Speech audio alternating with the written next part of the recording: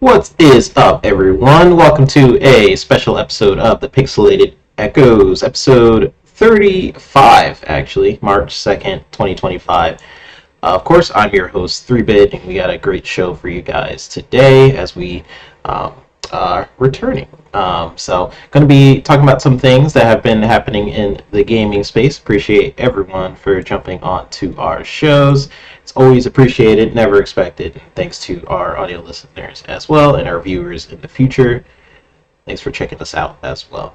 We get a lot of viewers in the future, like people who can't make the show, and you guys just send us awesome comments and stuff. So I always appreciate that. So to our viewers who are listening in the future, say hello for me. So let's get straight into the introductions. My partner in crime on this show, the real life Felix the Cat, the racing guru himself, my co-host, the Fuzzy Belvedere. How's it going, man? And what's been your gaming rotation this week? What you been up to? I'm great. I'm glad to be here with you today and talking about some of the topics we have in store. But been playing a little bit of everything. Just been revisiting my back catalog as well as still playing a lot of Avowed, enjoying Avowed as far as the combat and the exploration and stuff. Haven't taken as many pictures or videos of it just yet. I got a couple that I made. I got post on social media at some point, but decided to touch base with Stalker 2. I know they did an update like a couple of weeks ago, and even squashed a lot more bugs and things like that. But been having a ton of fun with that game. Figured I'd give it a go again. Also fell back into State of Decay 2, which it's funny. I love that game. Look forward to State of Decay 3, hopefully maybe next year.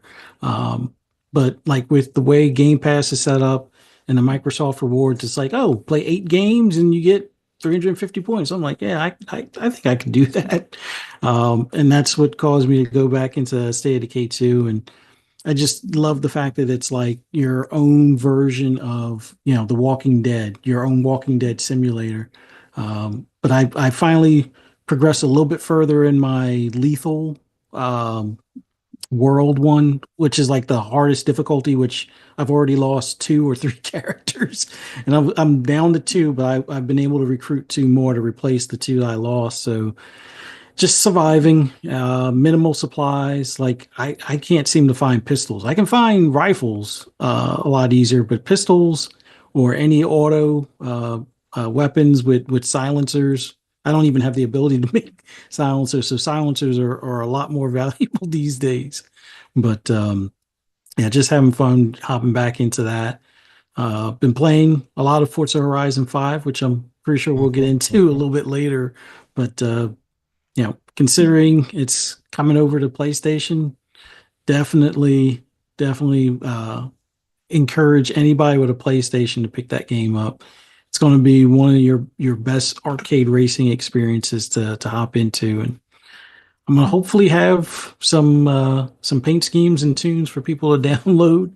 But other than that, yeah, just been playing a little bit of everything. Haven't fallen to Monster Hunter yet.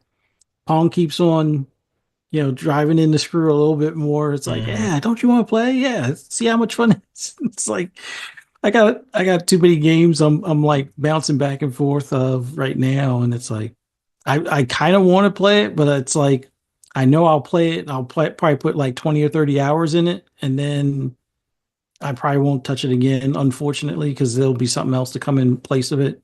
That kind of happened with the First Descendant. Enjoyed that game. Loved a lot of the different things that game did in comparison to like Division and Destiny and stuff like that. But I don't think I've touched that game in like 6 months at this point. Right. And it feels bad because I like some of the innovation that they brought to that game, like being able to join a fight.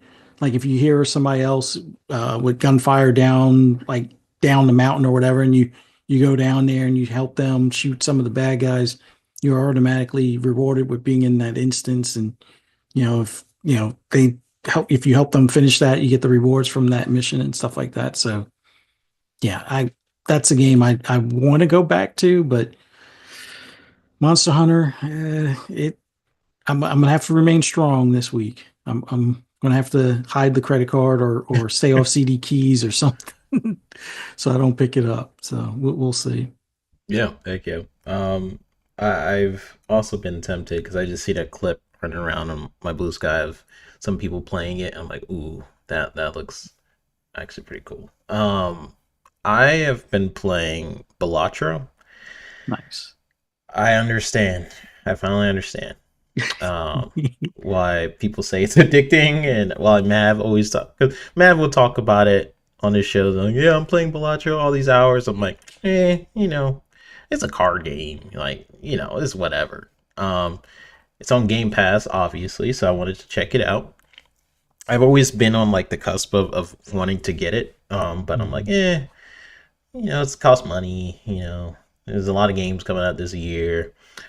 So I you know, just push it off because there's so many other games out this year. And Poison, thanks for mentioning that. I think I had the wrong mic on. So if I sound good now, then awesome. Um, so it came on Game Pass. I finally tried it out, and man, I've been playing it constantly. That's been my game, honestly. Uh, I didn't expect to like it that much. Like I played a couple rounds and I'm like, I don't really understand it. I'm not a huge poker person, so I didn't really understand some things. But I played like maybe the third round or whatever because I lost a couple times. Third time it like clicked for me like randomly of like how it actually works and everything, and I was like, oh, this is dope. And it kind of reminds me of like the addiction I had with Marvel Snap. I still kind of have it with Marvel Snap, where it's not just it's like you could play the game pretty quickly. It's about like the pacing of these type of games. It's more so about like how you're using your, in this case, jokers and stuff like that to power up your deck. So it's not just like a regular poker game at that point. You have like all these power ups attached to the cards, and that's what makes it super unique. Cause you never know which power up joker card you're gonna get. So you can get a very lucky run sometimes and get like really good cards, and that's when it like kind of fuels your adrenaline a little bit, and that's part of the addiction a little bit for Balatro. It's just Yeah. ooh, am I gonna get that next card? So super cool. I've been playing that. I've been playing a little bit of Avowed, but honestly, Balatro just came out of nowhere. I wasn't expecting to play Balatro like that, but here I am. To the point where I got it on the phone too. See what Game Pass does. It makes it so you buy games. I know that's the crazy thing for some people. Um, so I played that, and then I binged White Lotus last night to the point I went from season one all the way to season three, and man, it's been a while since I've been something that long, and it screwed me up the next day. I'm not gonna lie. Oh, I don't know if I'm getting old or something, but as soon as I finish like up to season three, I'm like, ooh, my back. It's hurting a little bit. Like I've got a headache, staring at the TV too long. Like goodness gracious. I think I'm just getting old, fuzz, or something. I don't know, but super good show. It's like each season of that show has like a different theme. I would say season one it's kind of I don't know. Season two is definitely sex. That's definitely the theme, and what it does to people. Season one is kind of like this thing of like trusting each other and growth a little bit of some of these characters. Mhm. It's like if you just watch the show on its own, like you just watch season three, it doesn't really mean much. Like you're just like, oh, they're just chilling in a hotel. What the heck is the point? But it's interesting. So I encourage some people to check that out. So lots of show watching, lots of Balatro this week. Some good things for sure. Um, Yeah. so let's jump into our first topic, Fuzz. So this is all you. This will be, let me fix your window. This is all. Forza. So I heard there's some Forza news. Kind Hmm. of lead us off, brother. What's going on with Forza? Well, there's going to be a huge update come April to Forza Horizon 5. And I know a lot of people are like, oh, it's like 4 years old. They're going to probably stop doing updates. Nope.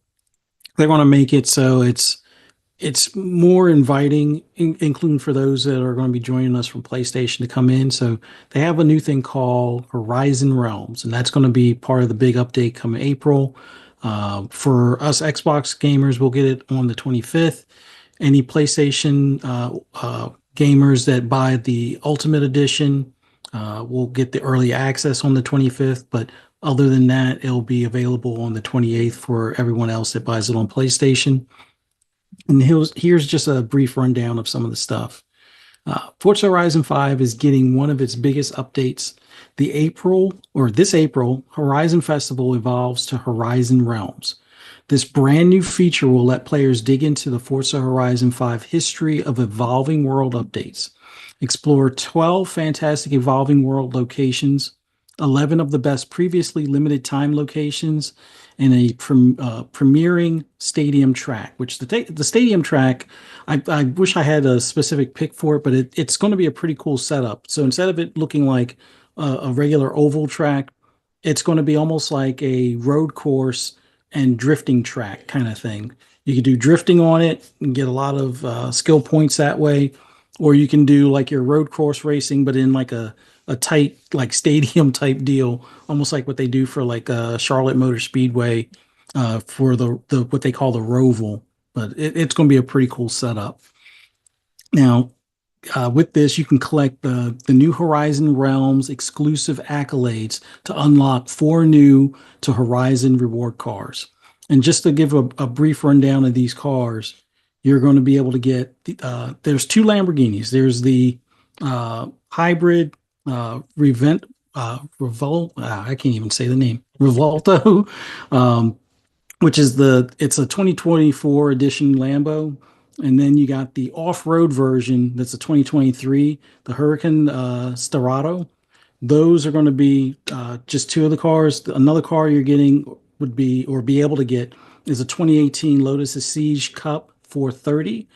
And then the last one is going to be a 2022 Hennessy Mammoth 6x6, which is essentially taking like a Dodge Ram, like I think they called it like the RTX, or they're basically like their Raptor equivalent, but then pretty much making it a six-wheel beast and adding a Hennessy upgrade to it. But with the way the realms are going to work, there's 2 ways to engage in it. You can choose one of the modes being the skill mode. Choose one of the Horizon realms to enter and try to bank as much skill score as possible. Each evolving world has its own separate skill score leaderboard, and there will also be a total skill score leaderboard tallying up all points banked on each realm. So try your best to take that top spot. This will be where the console wars play out on Right. the game, where us Xbox players, we gotta remain up on the top of Mm-hmm. the leaderboards on that. Just get your car that has like a 7 times or 8 times skill multiplier, and just do as much drifting without crashing, or at least buy the one bump, get out of jail free card that you can do on a lot of cars. It's like 25 points to put on the car to do it, but it's well worth it. Now the other one is going to be the free mode. And this one doesn't have any leaderboards. It just puts all that stuff aside and allows the players to focus on having a good time in their favorite realm. And you can do this pretty much solo, or you could do this as a convoy. So for the most part, they're trying to make it so new PlayStation players will have something that they can either jump into right away and have some of the similar cars to what some of us may have acquired over time, although it's going to take them still a lot of time to acquire a lot of those cars. Or Mm-hmm. they can start off with the traditional Forzathon stuff that start that we all started with, exploring the map and opening up some of the locations or going to those locations and expanding them and stuff like that. So there's going to be a whole bunch of different ways for new players. But then for any of the existing players out there, if you've missed a car or you missed some of the evolving world accolades, you'll be able to hop in and do that. So, question for you, 3-bit. I know you probably haven't dived into Forza that much, but with a lot of these new like world event type things in realms, will you give it a try or at least revisit Forza come April? Yeah, yeah. There's with all the games coming out this year, one game that keeps sticking out to me, not only because I almost worked on Forza, but it's one of those games that like when I every time I play it, it feels like such a good quality game, Mhm. and when you like peek out of a game for a while and then you have all these updates, it could be kind of overwhelming for people who haven't jumped into it as much as like you, for example.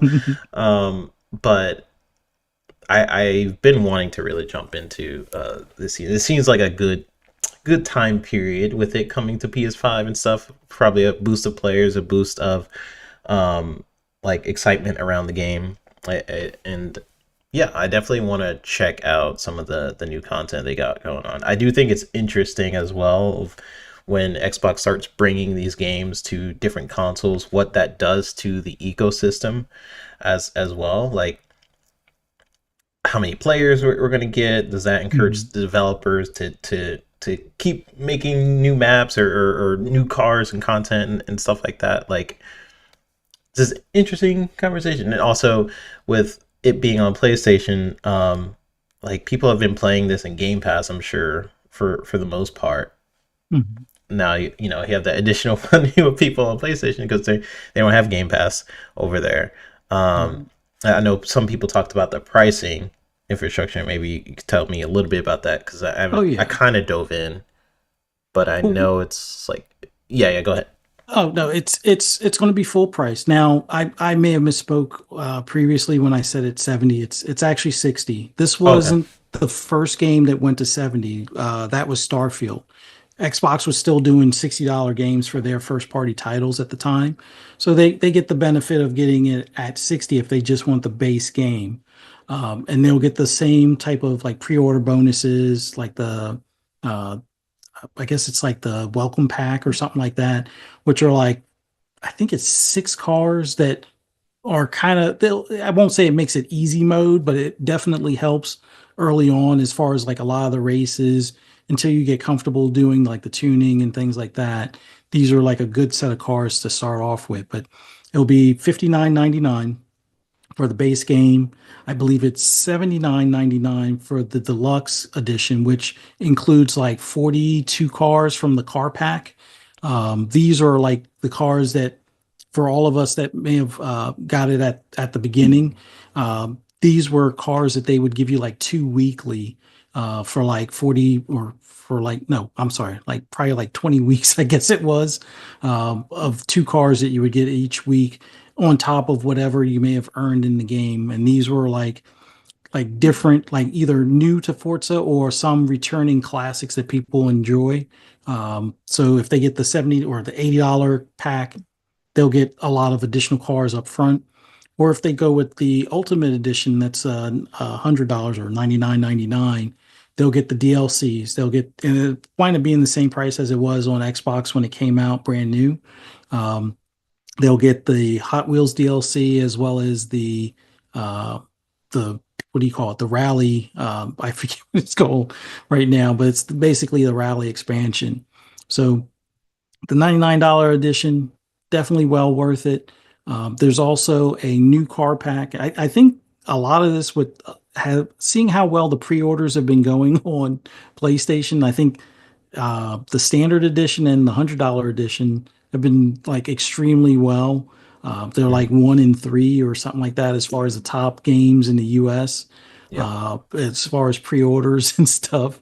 Yeah, it's But definitely up there on the pre-orders for PlayStation, which I thought was like, oh, I thought it sucked, but no, but they're actually going to release like a retro Nissan pack as well. So if you're a fan of Nissan cars from like the late 80s, early 90s, there's going to be a pack that's for $5 that will be available as an additional purchase. Now, there's plenty of Nissan cars in there. All the GTRs that you enjoy are already in there. Some of the Z or the Fairlady Z cars, as most of the PlayStation cats will be familiar with them as they're in there as well.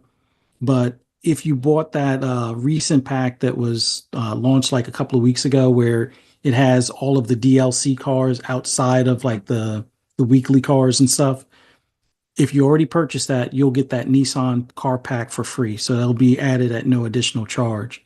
Um, so that car pack is looking more and more like a better value because a lot of those car packs are selling for $5 and mm, $10. Like I think there's 3 or 4 car packs that are $10, and there's like 6 or 7 now car packs for $5. And buying that, I think the whole car pack was like $50 or less than 50. Yeah, you're getting a heck of a deal at that point. But yeah, it's this is going to be the time if you're an Xbox player and you haven't bothered with Forza Horizon at this point, still hop in because there's plenty of stuff to play within that game. If you're a Game Pass subscriber, you still get the discount. Like I think the $60 edition is like 47 bucks and change if you want to buy it outright. But if you're a Game Pass subscriber, you can still do the upgrade, which the premium edition upgrade I think is like 30 bucks or so. mm. And you should still be able to see that in the Microsoft Store or the Xbox Store. On occasion, it goes for a discount. I think now, with if you're a Game Pass subscriber, it's probably like $24 or something like that at this point. But yeah, this game, I won't say one of it is the best arcade racer out there right now. And it's one of the most played games on Xbox as a first party title outside of COD, obviously. But yeah, this game coming over to PlayStation in April, having all the updates that they've done for the over the 4 years of adding cars and tracks and things. I think with the PlayStation fan base probably adopting this game rather well, Right. we'll definitely see more track stuff, more cars, more um, updates to like the forge mode that's basically in the game where you can create your own blueprints and things like that for races or some of the I guess it's like the custom island where you can make your own tracks and make your own town and whatnot for other people to play on as well. Yeah, they'll definitely continue to support this game. Now, Forza Horizon 6, I think we get to see it this year. I don't think we get it this Mm. year. I still think it's a 26 title, but in any event, all the support they're putting behind this, there's still a lot to play or a lot to do within Forza Horizon 5. And definitely look forward to seeing how PlayStation cats handle it and if they can take down some of the top scorers out there. Might take them a bit, but we'll see. Yeah, I'm curious with the PlayStation audience, and also this is just a question to you as someone who you play a lot of Forza and Gran Turismo. Mhm. Let's say they put Forza Motorsport onto PlayStation. What do you think that does to the, I guess, the player base of Gran Turismo? Do you think it affects the ecosystem at all, or do you think they can still sort of live separately as like franchises? That's a tough one because I think the key difference is outside of what you may prefer between the two, Turn 10 does a lot more support, continuous support for the game, whether it's adding tracks, adding cars, pretty much on a monthly basis, not well, within a month they give you like a breakdown of what they're going to be bringing to the game, but weekly there's updates of cars. There's updates of events. There's updates to track layouts. There's updates to tracks in general on a more regular basis. We just got 3 cars in GT7, and one of them is the Unimog, basically a Mercedes work truck. I don't see that being useful in a racing game, although it's been a staple in Horizon for some time. Mm. So if you're doing off-road racing, which you can do in, Forza Horizon, the Unimog makes sense. There isn't as much emphasis on off-road racing. There are two off-road tracks in GT7, but there are a lot less tracks in GT7 than there is in motorsport. So I mean, you'll still have the diehards that will probably only play GT7, but I think it would either reduce greatly the GT7 player base, or it would be the fuel or fire, fire and or fuel for the fire for Polyphony to get on the ball as far as their updates. Yeah. They're one of the I don't want to make it sound like it's a knock. They're one of the slowest devs because they're so detail oriented on their updates, but it's almost to a fault of theirs to the point where their monthly updates now are almost 30 days behind because they used to do them at the beginning of the month, and the update for February was at the tail end, and the same thing for January. All the ones previous were at the beginning of the month, usually by the 8th. Now they're falling at like the 28th. So it's like, okay, so they're an extra like 20 days behind on what they were from, what they originally set out to do. And some of their updates, it's like they seem like they're throwing things at the wall where they'll update the handling, but then it breaks the So, braking. Like something there else. was Yeah. a instance where they updated the handling not too long ago, but on certain tracks, if you did like panic stops or let's say you put front bias on the car and you try to slow down for the corners, your rear wheels would lift up. Now, even in real life, I mean, it can happen. It's almost like doing a bike. Like if you're on a motorcycle, you do a stoppie where the rear tire comes up. But there aren't many cars that do that naturally. Like the only car I can think of that I've driven in recent years was a Jeep Renegade. That I'm a Jeep fan. I've had several Wranglers, but the Jeep Renegade was the worst possible car SUV that Jeep released in the sense that because it was so front heavy, being front drive mostly, or you can do all wheel, um, and obviously front engine. You do a panic stop, somebody cuts you off, your actual rear tires would lift up, and it is the most scariest thing to have that feeling where your car is balancing on the steering wheel, or it feels like it's balancing on the steering wheel of the front wheels and stuff. So um, that update for handling was terrible. I haven't seen any bad handling updates that broke stuff on Forza. So usually the only thing that gets broken on Forza as far as their updates would be um, certain paint schemes may not line up. Like if Mm. somebody made a livery for a car, it might not line up on a right fender because they did an Is update that for the crossplay, by headlights. the way? Like some of the, like if I make a car on Xbox, Mhm. does that transfer over? Like, is there cross It's supposed to progression? be crossplay. I'm I I'm almost certain the tunes and paint schemes will carry over. Mm. I don't know how the friends list stuff is going to work, but I do know you should be able to follow creators that have made either content for like racetracks or routes and things like that, or blueprints. You should be able to download tunes, and the tunes I think are going to be based on either your friends list, if any of your friends made tunes or paint schemes, and then the most popular ones. So you'll be able to sort through those, or you should be able to sort or search by the creator's name or what they call a share code. And I'm wondering if that share code, which was a cool feature that they added, like I want to say almost like 3 years ago to make it easier to find tunes and things like that. I wonder if that share code, actually, I'm wondering, I can't remember if it was in Forza Horizon 4 if they had it or not, but I wonder if that share code was like something that they were thinking where if they ever did make it for other platforms, it'd be easier to locate, other creations and stuff. So Yeah. if I make a paint scheme and a PlayStation player wants to put it on their car, as long as the paint scheme I made was like, let's say it's for a 2020 Mustang and they have a 2020 Mustang to put it on, it should work without a problem. But I guess we'll find out April 25th through 28th and see if anything goes wrong. But I have total confidence in Playground. This will probably be the most polished game launched on PlayStation in several years.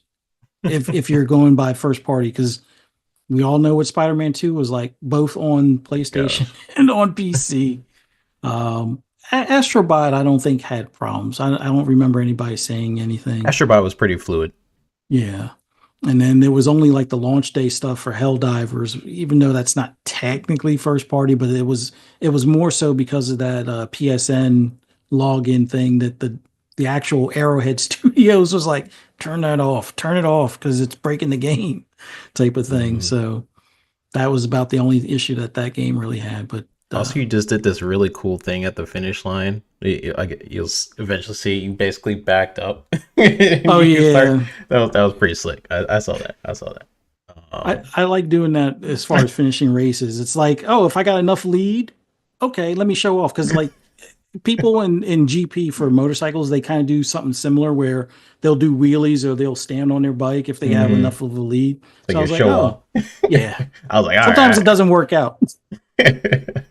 No, that was sick. That was sick. Let me read some comments. I got a lot of people coming on in. I appreciate everyone for dropping on by.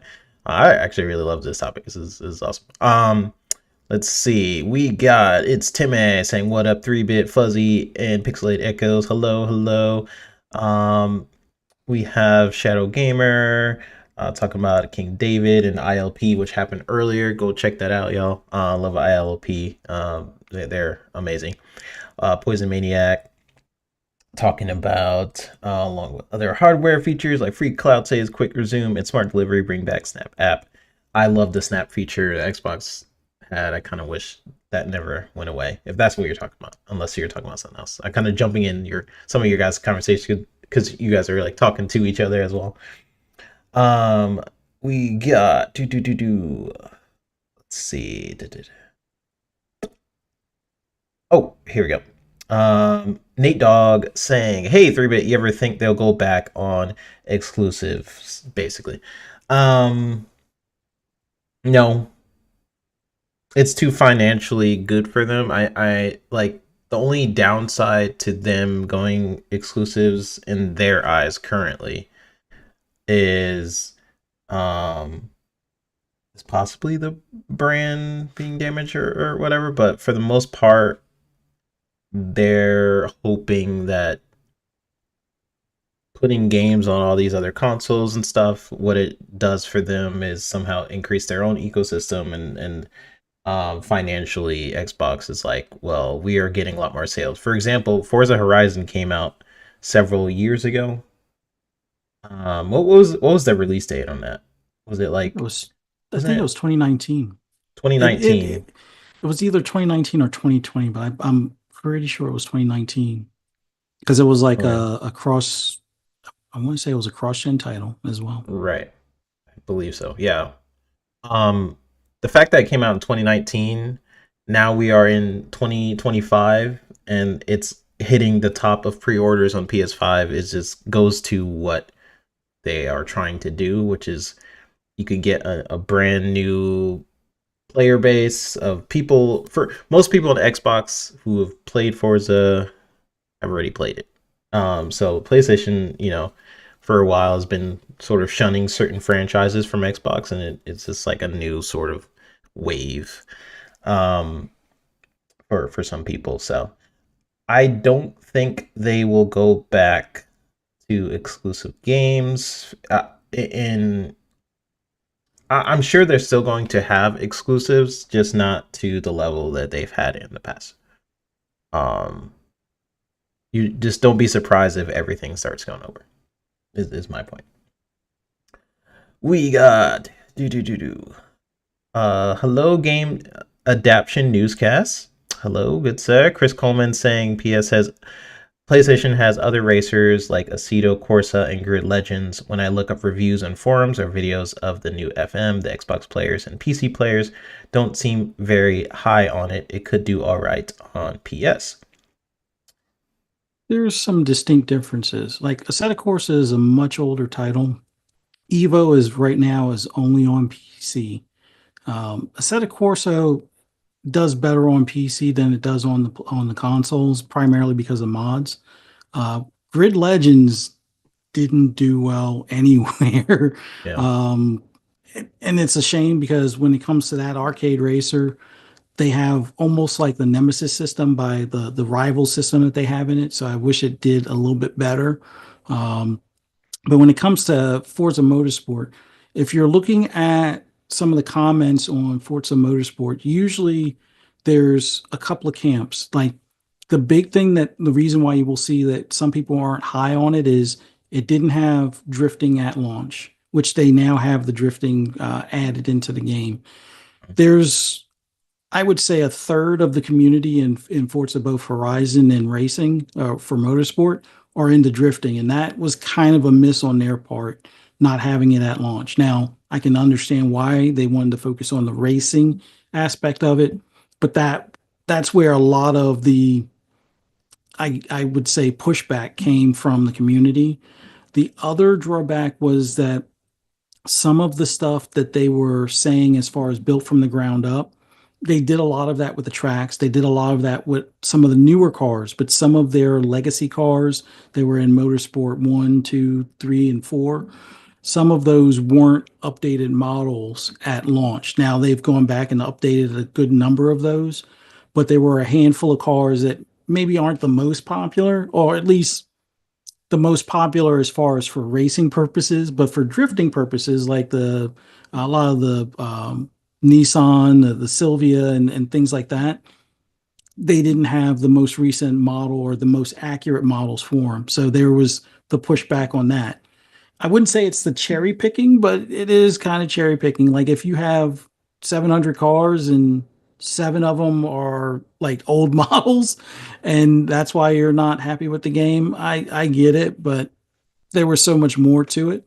My only gripes, and it's still a gripe I have between Motorsport and GT7, is that I can't pick the paint schemes of the competing cars.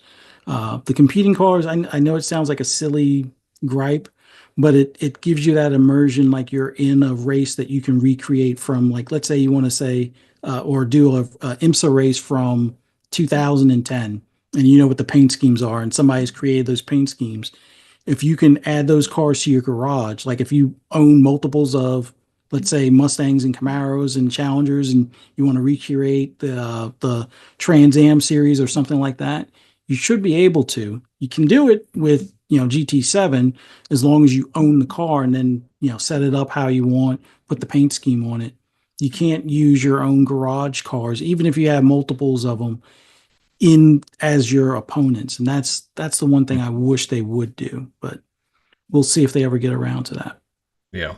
Um, Fuzz knows what he's talking about when it comes to racing games. I like jump in and out. I'm like, oh shoot, and I just ask Fuzz. He's my IGN news person when it comes to racing games.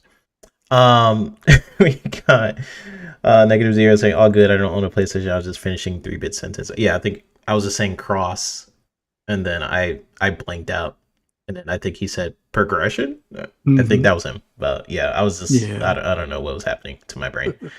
Um, we have someone said something. Someone mentioned Tim Dog. Was that Talos? He said, in other words, Tim Dog was right. Um, my whole thing with where Xbox's vision is with in regards to our community, our gaming community, some people put a lot of their personality into like the box, into the Xbox, the PlayStation, and that's like their thing. So it hits certain people harder.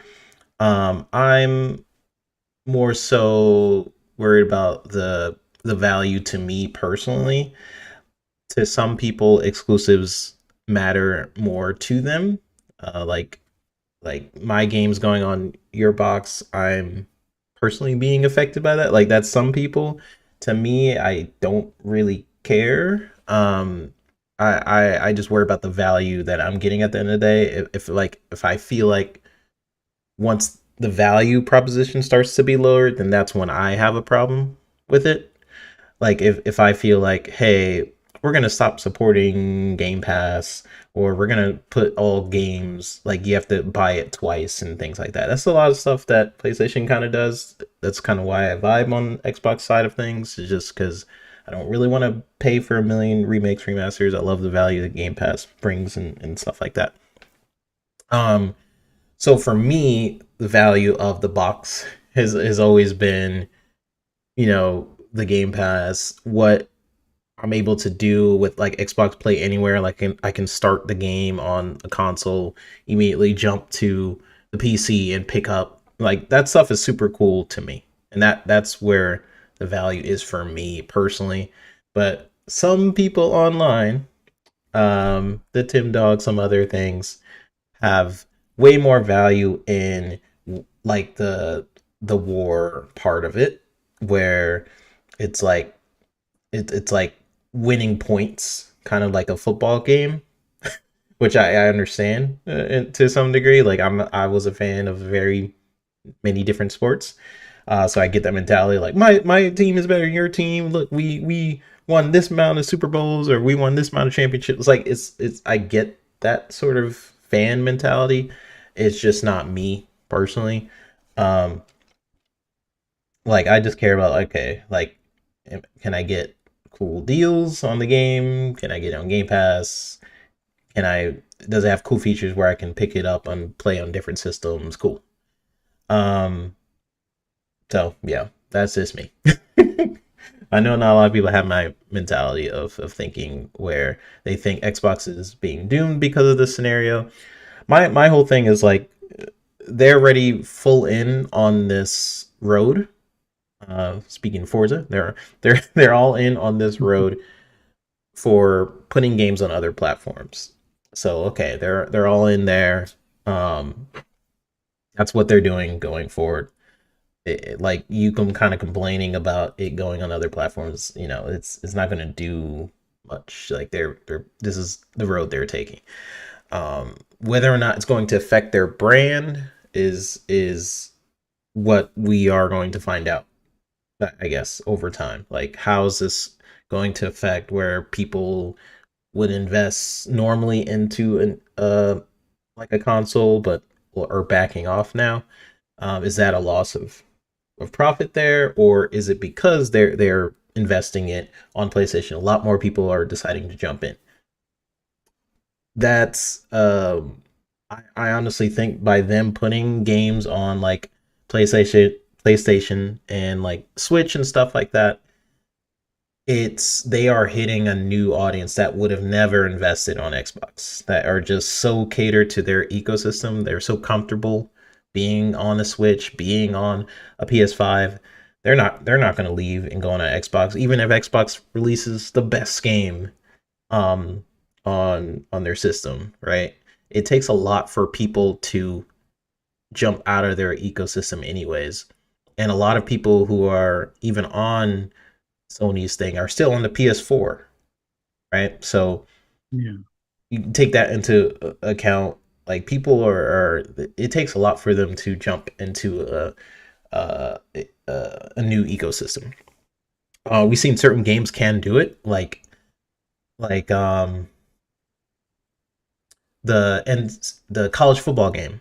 Mhm. That was one where it was only available that, or they had a version of the college football game that was on newer consoles.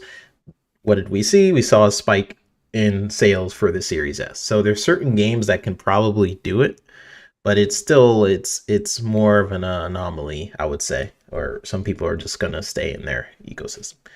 So Yeah, we'll see when GTA 6 comes out. My gut is telling me a lot of those that are still on PS4 or Xbox One, since it's only going to be next gen hardware, they're going to upgrade. Some people will upgrade to a PS5 Pro, obviously. I don't think it'll be that much more beneficial over a Series X visually, but for those that are looking for the easiest or cheapest way to get in to be able to play GTA 6, yeah, the Series S is going to be the way to do it. And it'll probably be around $200 everything bearing no tariff infringement or whatever. But yeah, hopefully it'll be around 200 or so around that time frame. So we'll see.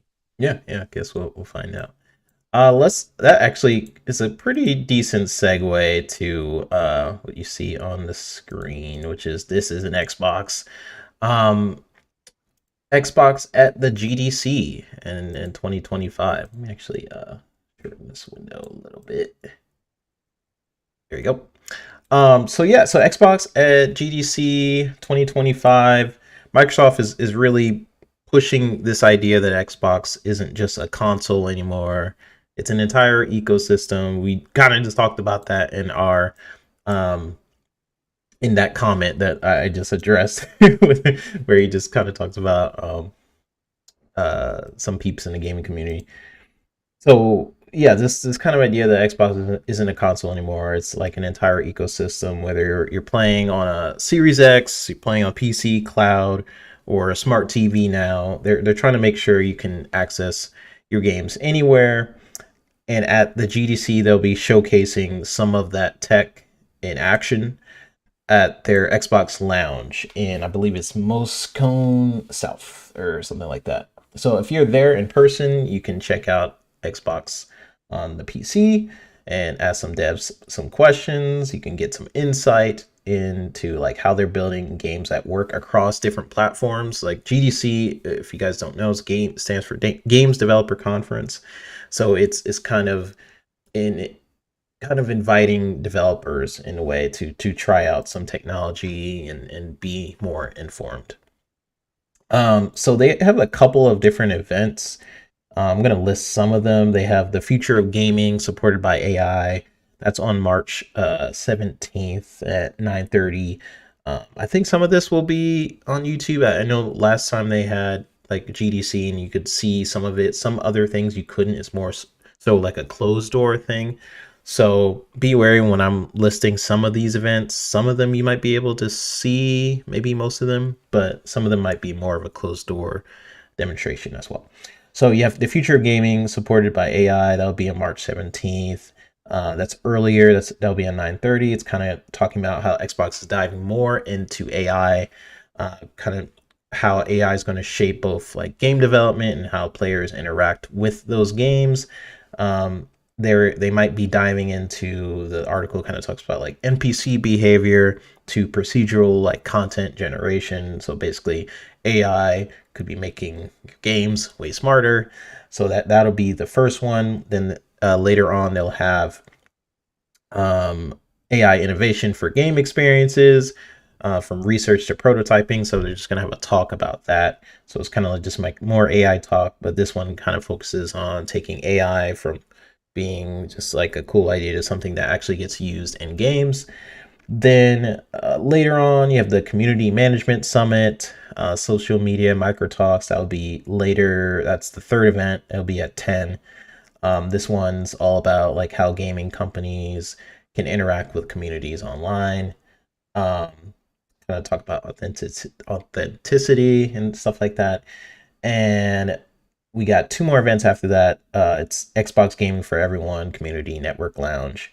And then we have the Xbox Gaming for Sustainability Industry Mixer. So to be honest, like the first ones are the most interesting to me of what I would want to see, because they keep talking about AI and how they want to use it. We kind of talked about that on our last episode where we mentioned Satya's comments with AI and how they built this new system. I believe is Muse, where you can just type in a prompt like, "Hey, make a first-person shooter, and make it like medieval themed," and you basically just write that, and it makes the game.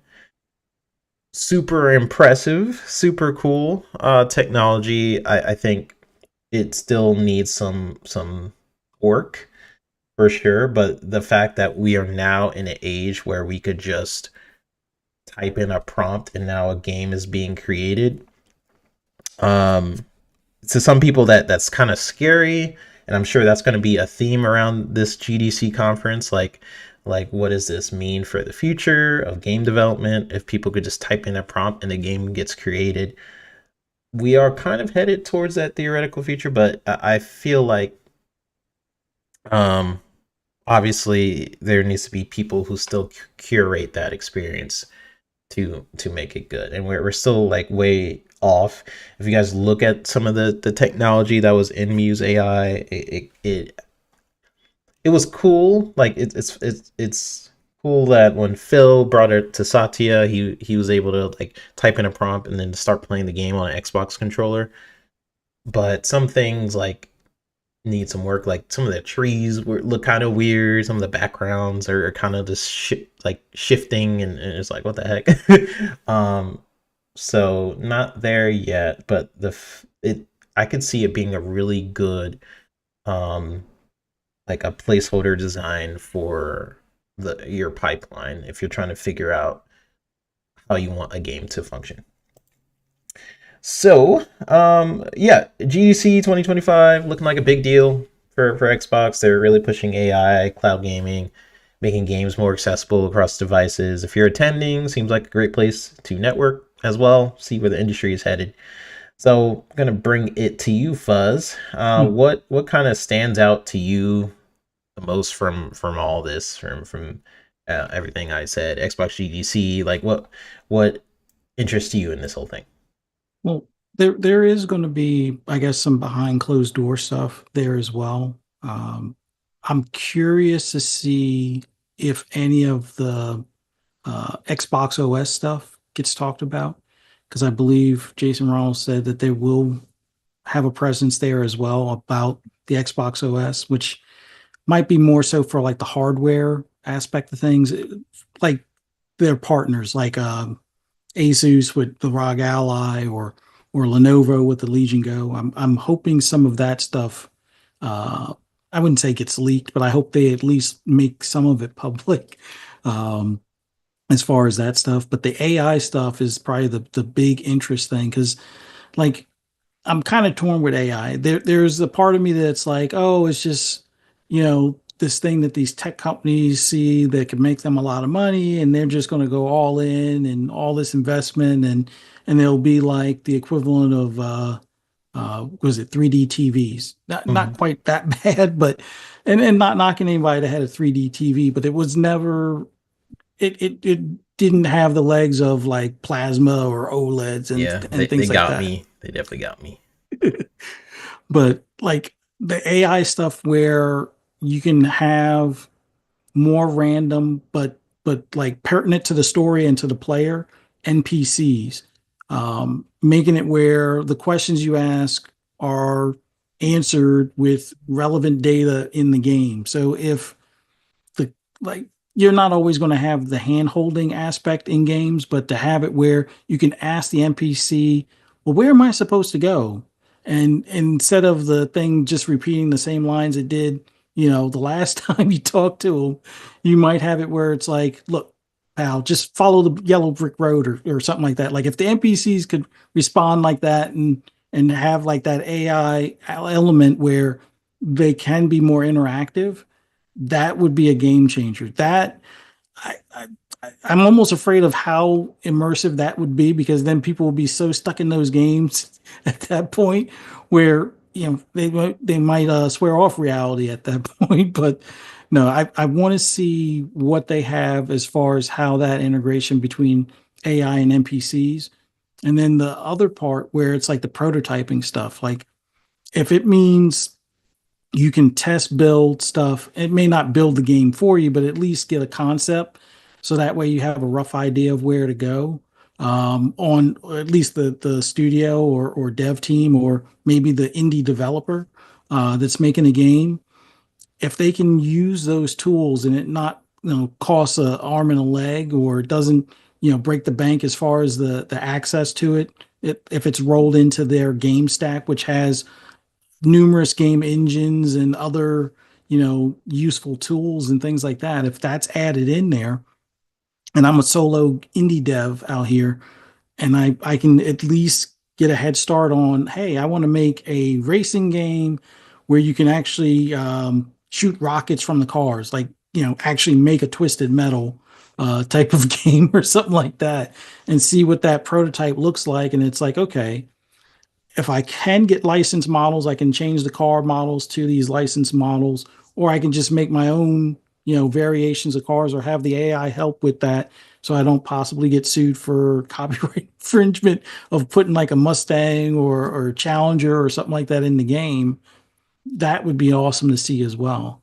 Like there's some good stuff to the AI. There's obviously some bad stuff depending on, like they always say, garbage in, garbage out when it comes to programming. So if you put garbage programming in, your result might be garbage. But um, yeah, there's so much potential with this AI stuff. And if it can make the game worlds that we experience even better, or if it can help the devs save time and money in prototyping, not necessarily save money in the sense of, oh, we don't need human interaction. No, we're always going to need that human interaction, because AI is still going to have that uncanny valley effect to some extent. Yeah, Um, yeah, you want to make sure the AI isn't putting six fingers on a hand, or making the hands where they flip and reverse, and all of a sudden when the person turns around, right. that's where the humans are going to have to come in and either fix that or curate that to some extent. But yeah, I would love to see this moving forward, where we don't hear that this game had a $400 million budget, and if it doesn't make 10 times that amount of money back, the studio's closed. If it can help in those regards, that would be a positive step. And I think Xbox is looking to do that, and not scare off devs, but also show the devs what might be in their tool set, because that's the one thing I think some devs out there kind of missed. Not pointing any specific ones out other than Remedy, because they were like the most anti-series console devs out there. Even though the games that they make look fantastic on the series consoles, Yeah. they were some of their team were like, oh, it should have 32 RAM, and oh, the Series S is a potato, blah blah blah. And it's like, Hmm. well, all you need is to learn how to use the tools that Microsoft is showing you, and they'll make your dev time easier.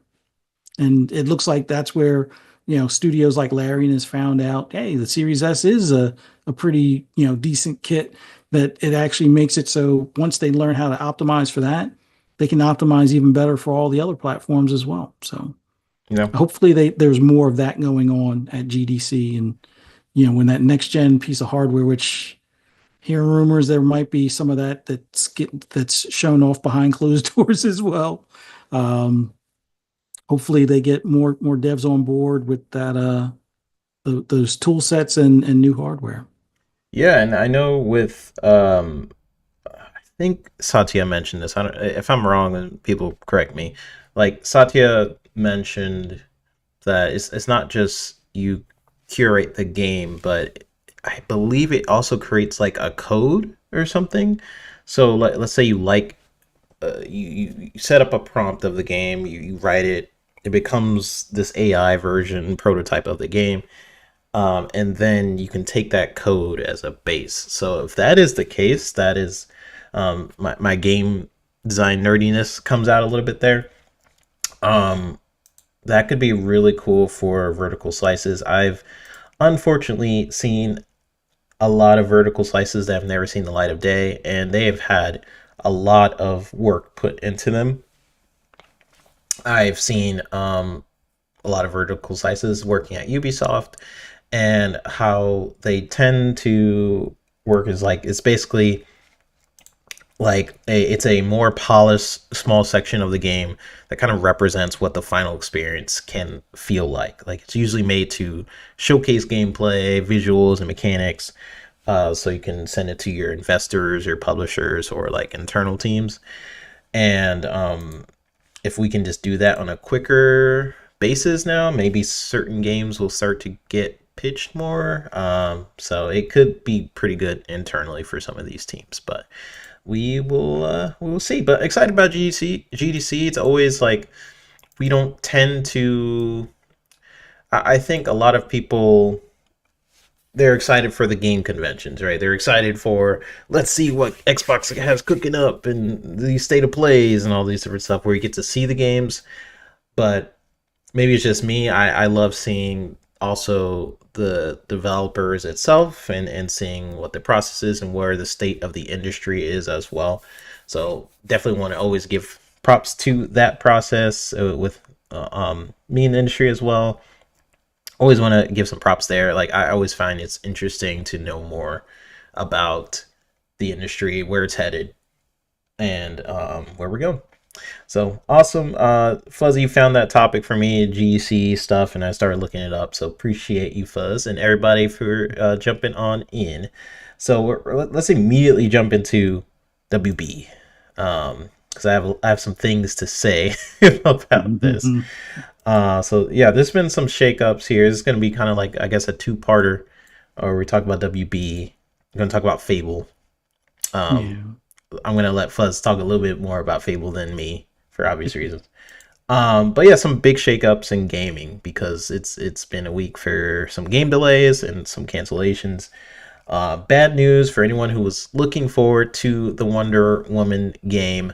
Warner Brothers has officially pulled the plug on it, and on top of that, they're shutting down Monolith Productions, the same studio behind they did Shadow of Mordor and Shadow of War. If you played those games, you probably remember the Nemesis system, which was it was awesome. It was the system supposedly was going to be a big part of Wonder Woman, and now it's basically locked away for who knows how long, which is kind of like what this article kind of talks about. Warner Brothers says that they want to focus more on their big franchises, so that means Harry Potter, Mortal Kombat, Batman, and Game of Thrones, which I remember them saying something very similar in some other cancellation. It was probably for Meta something. Um, yeah, I believe it's that multiverse game or something like that. They said something very similar to that, so it's like they're doubling down. So Monolith, it was a legendary studio. Now they're just gone. And kind of additionally talking about Fable, Microsoft talked to here. I'll have some Fable gameplay up. Talking about Fable, Microsoft has confirmed that it's been delayed to 2026. They did showcase new gameplay footage from its pre-alpha. This is a game we kind of talked about possibly being delayed just because it's such a stacked year, with GTA 6 also supposedly coming out this year. We talked about all the games Xbox has just, they just have a huge hurricane of just games this year. So I'm not too bothered by this one. A delay just means more time to cook. As we've seen the improvements on a game like Avowed, for example. Yep. I'm really glad that game got delayed, just because when we first seen it to what it is now, you can tell the time that they had actually really made a difference with how the game feels, how it looks, different modes that we now have. So yeah, we got some pre-alpha gameplay. It's running on the screen now. You guys are in for a treat. I'm biased, of course, but it's looking really solid. Albion looks fantastic, and the combat looks like it's coming together. And I've seen some people speculating that the delay might be to work on a PlayStation port. People talked about that. To me, that doesn't really add up, because it just gets into this conversation I've talked about before. The idea of generations in gaming isn't what it used to be. Everything running on similar architecture now. There's no major hardware shift like in the old days. Xbox Series X, Series S, and PC all share this sort of similar foundation. So it's not like that they would have to rebuild the game from the ground up for a new console, the way these generations are working. But who knows? Who knows? I digress with that. So, with this in mind, Fuzz, with the Fable delay, I just want to know your thoughts on that. With Wonder Woman as well, like, to me, that was really disappointing to hear, just because the Nemesis system, not only did they just patent it, they basically patented it and then was basically like, just ran away and no one could use it. It's just like, what was the point of patenting it if you're not allowing, your own studios to develop it. It's just a waste Yeah. in my brain. So, what are your overall thoughts on both Wonder Woman, Forza getting delayed? What are you thinking? Well, I'll start with the Fable delay. Not surprised, because, like you said, stacked year. There's an elephant in the room that a lot of other devs are going to try and avoid as well. Not that they need to avoid GTA 6, but you already have a very full lineup. Probably one of the most stacked lineups of any platform in recent history.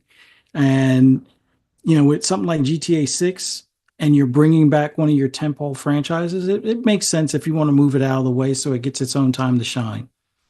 Not upset. I'm actually more enthused in the sense, like you said, looking at Avowed, the time that they had to polish the game, it made for a better day one experience. Um, and I think there was only like a couple of quest bugs that a few people had where the day one patch fixed that. But like for the most part, Xbox, seems to be taking better care in how they launch their games. It's like the old saying goes, you only have one chance to make a first impression, and they're taking that to heart. So if that means that there's any potential for a problem, just give it more time. We're good. We have other games in the rotation. We'll just push you guys back two spots. We'll move who you're bumping up a slot, and we'll be covered. Or we were already looking at 3 games in less than 4 weeks or something. So maybe moving your game out of that rotation, pushing it to the next year is fine. So I don't think there's any issues to be concerned about as far as the delay.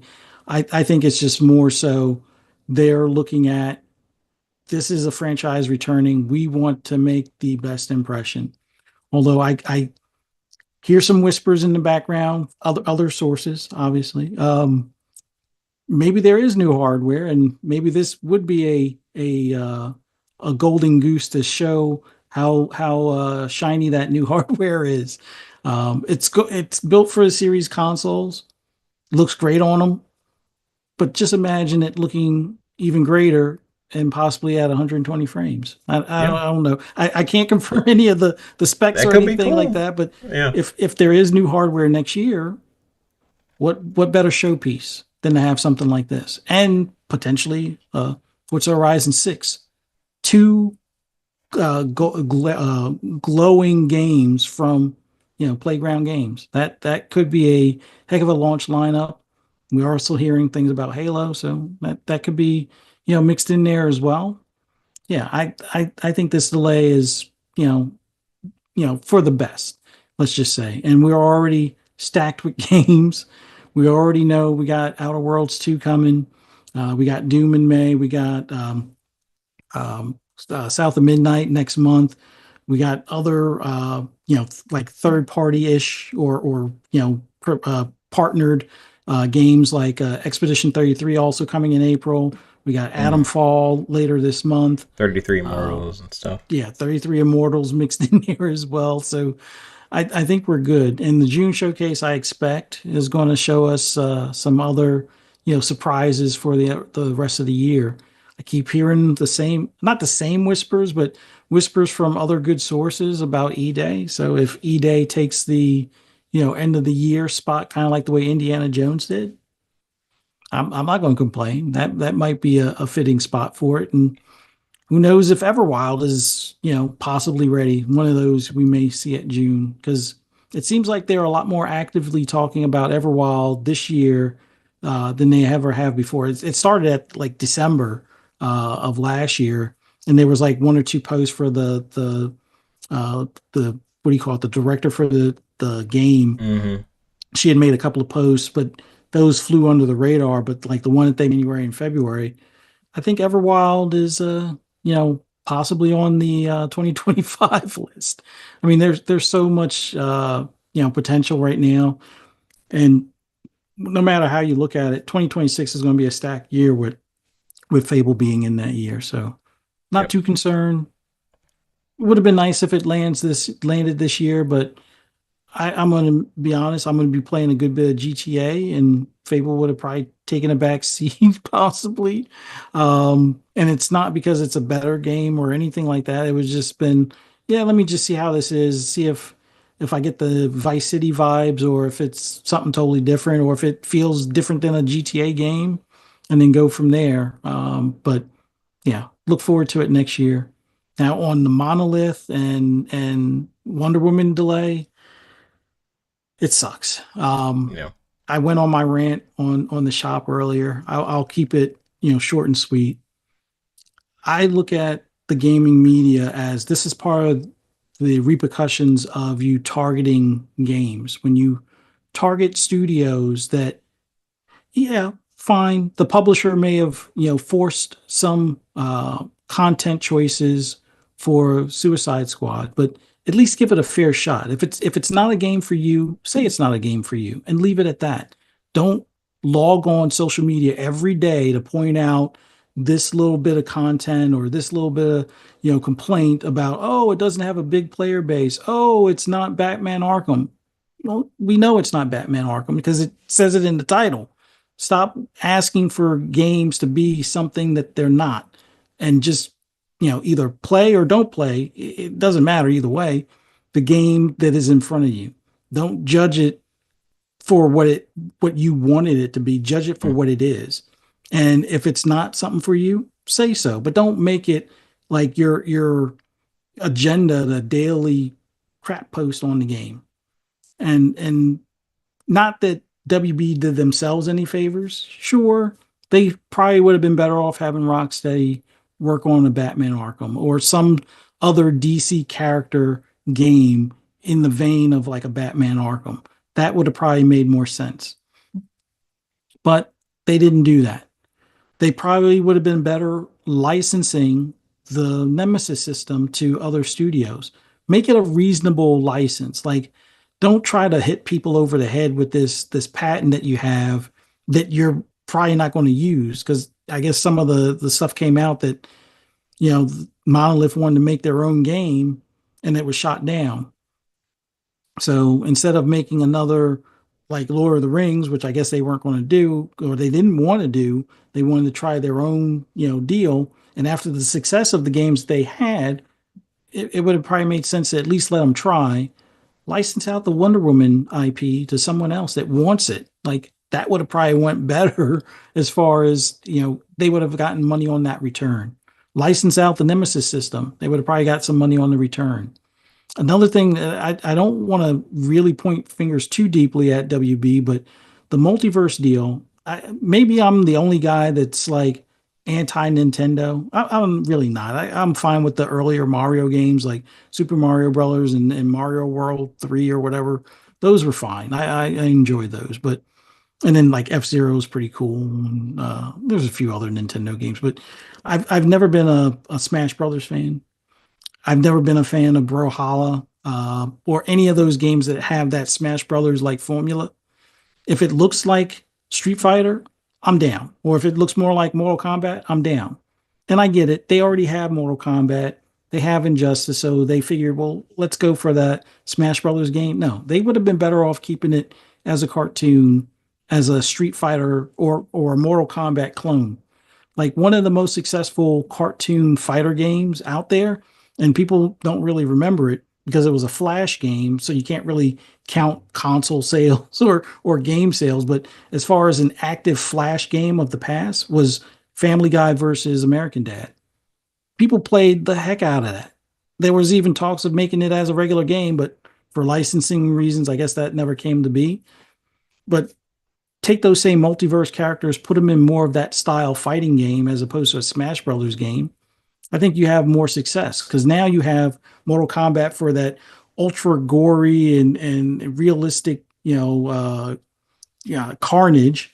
And then you have Injustice for the comic book aesthetic, which I think, in all honesty, maybe the next Injustice, instead of focusing on all those armors and stuff like that, sell different skins, make it a comic book aesthetic. Like I wonder if that would have landed well if you made Injustice like in the comic book aesthetic, as far as like the cell shading and stuff.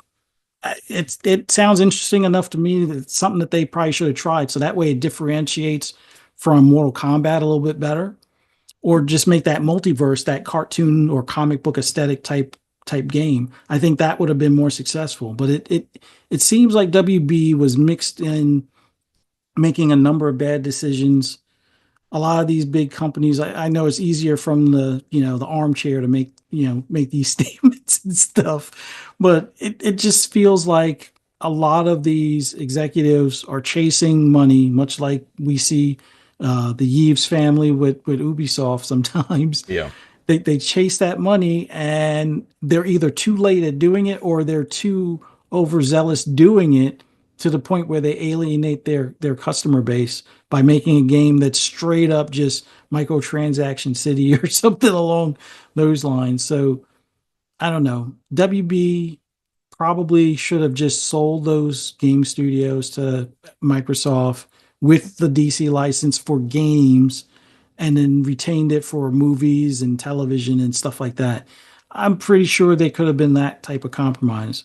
I mean, at least from what we've heard, it was more so that they were just looking to sell the studios and not the IPs at all. But Hmm. if they had sold it for gaming, kind of like the way, to some extent how Sony has it with Spider-Man. I mean, I think they have some of the movie rights. They don't really have the game rights, but they have an agreement with Marvel in that regard or Disney in that regard. Um, I'm pretty sure there could have been something a little bit more solid between Microsoft and them that they could have probably had, a good relationship on both sides and earned a lot of money on both sides. So a little too late, but hopefully the people over at Monolith find homes at other studios rather quickly. I'm pretty sure considering Microsoft having 30 plus studios, but each studio having multiple teams, there's bound to be room somewhere. Although I'm not sure exactly where Monolith is located, if Xbox or Microsoft has a studio nearby, or a Blizzard studio or Activision studio might be nearby or something. But hopefully they land on all feet and find a new good home to make games and keep pushing forward. But WB, bad decisions lead to these outcomes, and Hmm. there's so much more money they could have made Yeah. otherwise. I mean, you hit on a lot of interesting points with like you mentioned with Fable. You mentioned like how this can kind of line up with the next release cycle for Xbox. Like it starts to kind of become clearer with because we know that Xbox is having a, like a new console pretty soon, 26 or Mhm. 27. We're thinking around that range. Um, and it's like the game lineup starts to come into fruition, right? We know they're working on new Halo. We know that Fable's around the corner. We know the Gears. Some people are saying maybe that's pushed earlier to this year. We'll see. Um, it's going to be a very good year in gaming for sure this year, and then 2026 and 2027. I can't. There's a lot of games coming out next year as well. But with Wonder Woman specifically, like I kind of contributed to a couple things. Like you mentioned a little bit about the gaming media.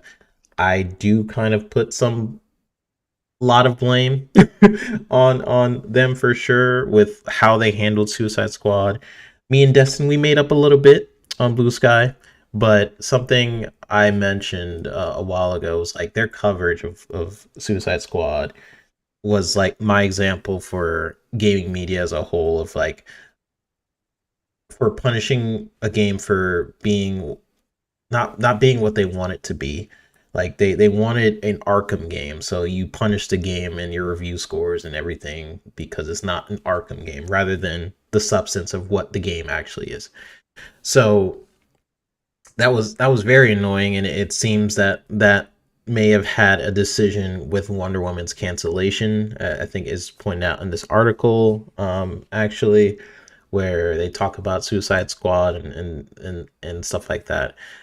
And then also them chasing this thing where games have to have a certain amount of sales or whatever to be successful. It has to be a certain type of game. It has to have microtransactions. That stuff is very annoying to me in modern day game development a little bit, because if you just build a good quality game, doesn't have to have microtransactions. Like, you don't have to fit it into this specific model. A lot of people feel like they need to. Um, so that's just really that irks me a little bit with modern day game development, especially if you have that model and the game comes out broken. It's like you have that model and the game is broken day one. Like really? Because I remember there used to be this mentality with games. Maybe it was like 10 years ago, where if you buy a game, that's the full game, and then eventually you can have like different maps, different microtransactions, aside from the full game. But now it feels like nowadays you get half a game and then you have to pay for the full game in a lot of ways. I'm like, what the heck is going on? So Warner Brothers in general, how much can I say? Because I'm also working with Warner Brothers.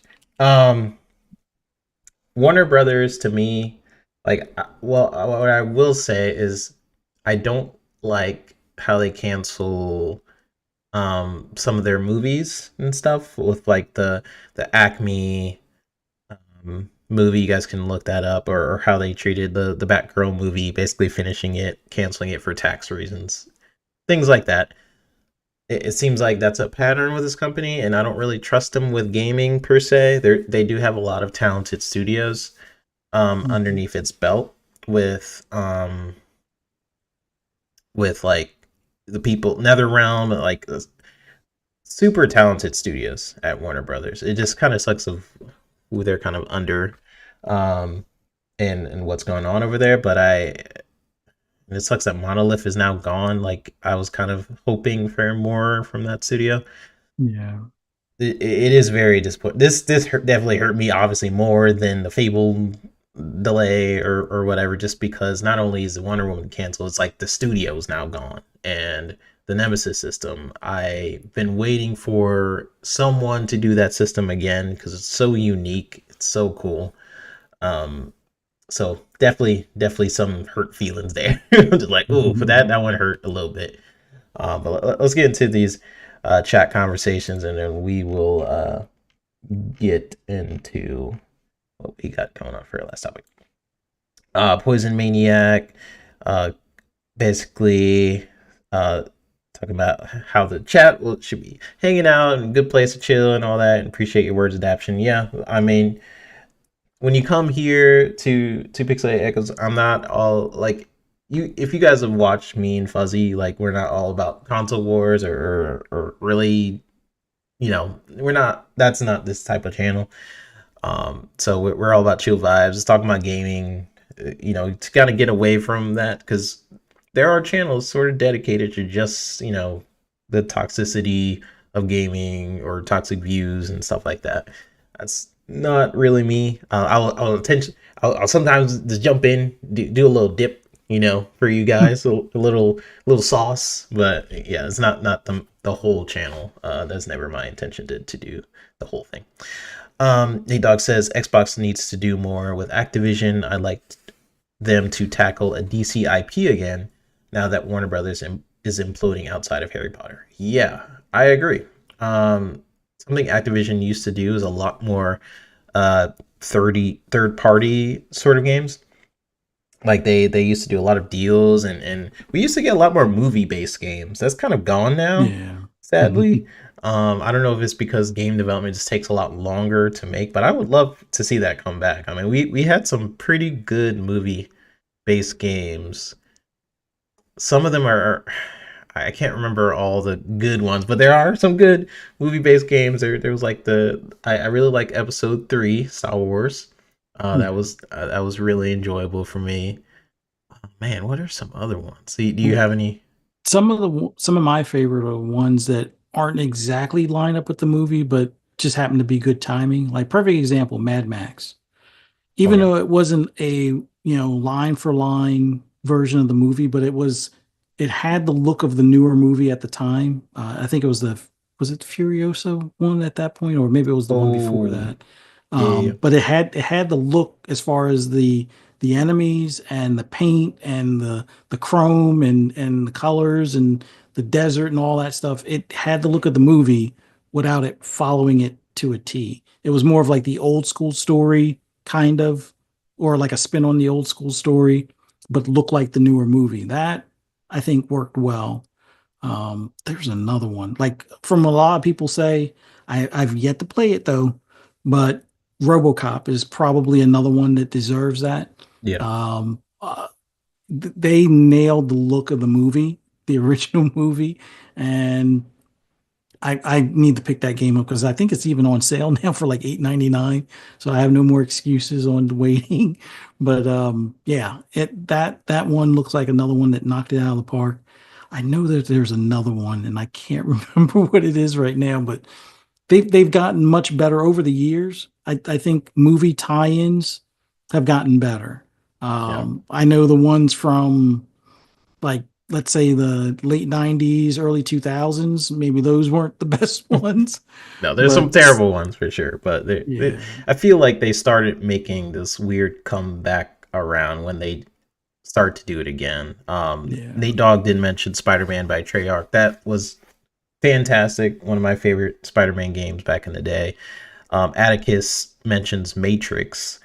Freaking loved Enter the Matrix as a kid. There, I played it on the GameCube back in the day, where they had two little mini disc. So once you beat half the game, then you have to put in Mhm. the other disc. Amazing game. Sunrash says I bought the Deadpool game. I haven't played the Deadpool game, but pretty cool.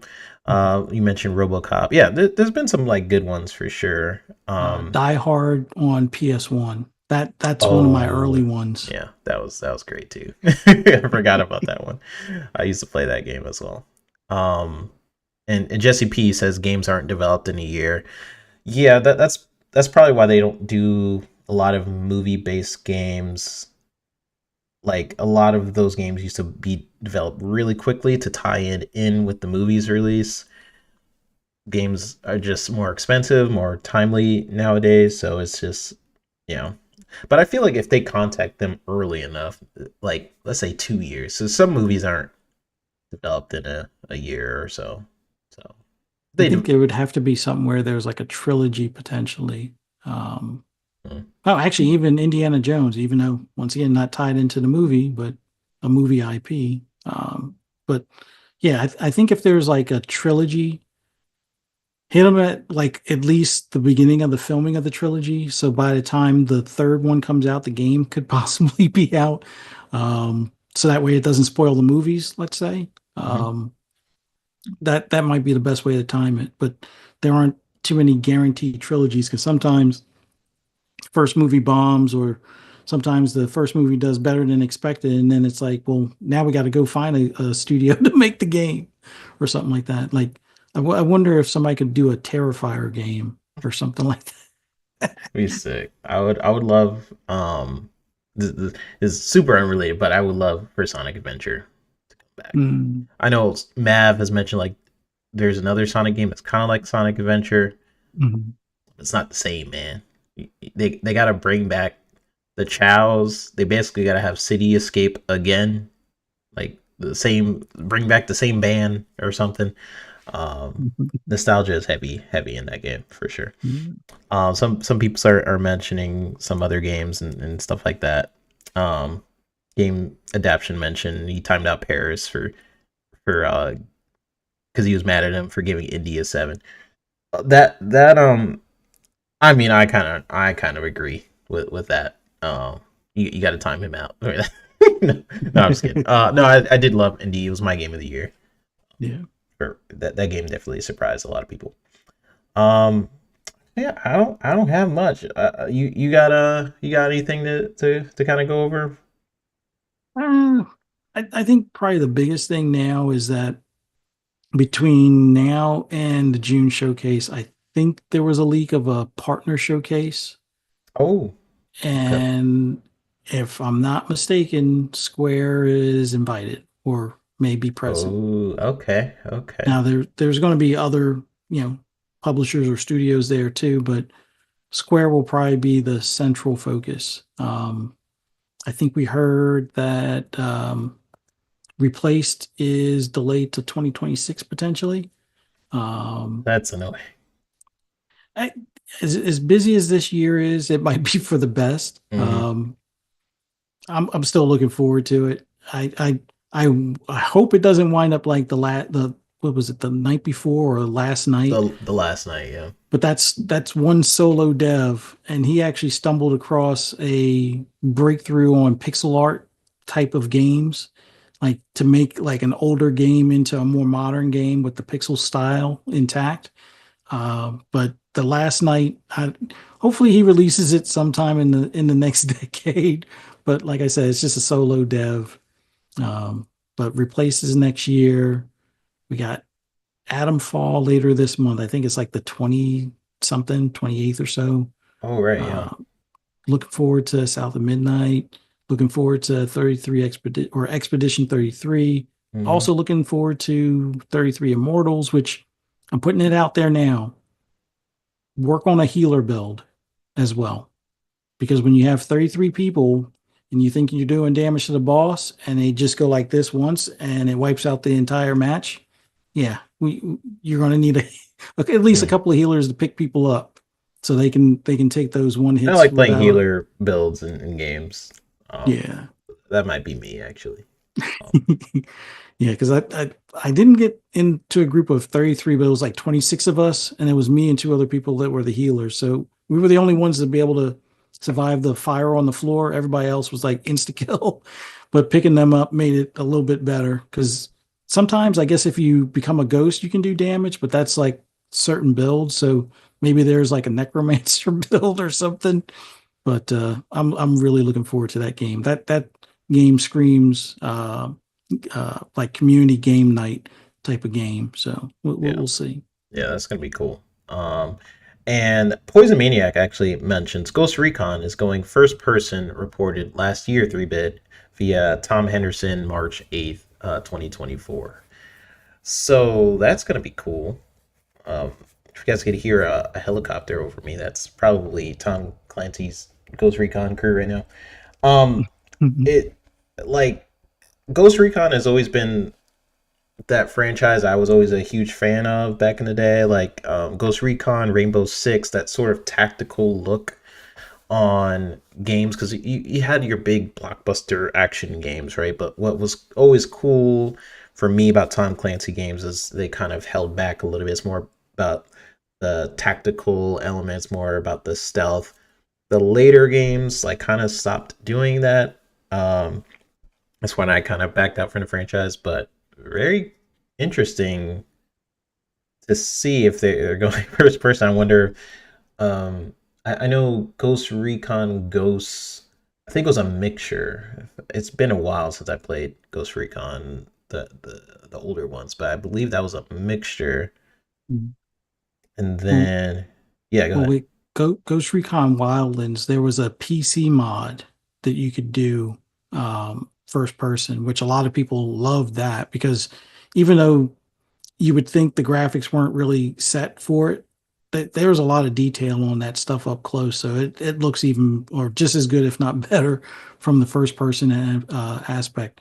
You couldn't do it on console, although some people have been able to glitch their way into it because there used to be a way where you would aim down sights and then it would always stay that way, even when the weapon wasn't up. But on PC, there's a mod out there. So if you have a PC and you got Ghost Recon Wildlands, give that mod a try. It's a lot of fun. Yeah, I'll definitely check that out. And Poison says, "Well, Wildlands was phenomenal." Yeah, it's been a minute. I definitely wanted to check out some of them. I did, I believe I did some menu animations and stuff for a while, so I just never played it. When I worked at Ubisoft, um, definitely would love to come back to the Ghost Recon franchise. I do wonder, Poison and Fuzz, like with them going to first person and I guess Ubisoft's recent game was going to be Assassin's Creed. But after that, I don't really know where they are going as a company. So it's just, we'll see.